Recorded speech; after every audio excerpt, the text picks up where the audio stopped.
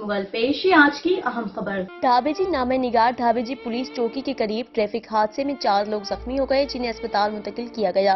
तफसीलात के मुताबिक ढाबेजी पुलिस चौकी के करीब मेन नेशनल हाईवे पर ट्रैफिक हादसे के नतीजे में 4 लोग सख्त जख्मी हो गए।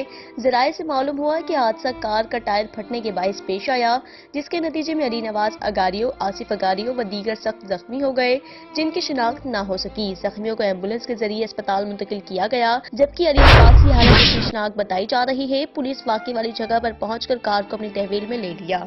मज़ीद खबरों और अपडेट्स के लिए देखते रहिए जस्तुजू न्यूज। हमारा पेज लाइक कीजिए, कमेंट्स कीजिए और सब्सक्राइब करके बेल आइकन को प्रेस कीजिए ताकि हर आने वाली नई वीडियोस आप तक पहुंच सके।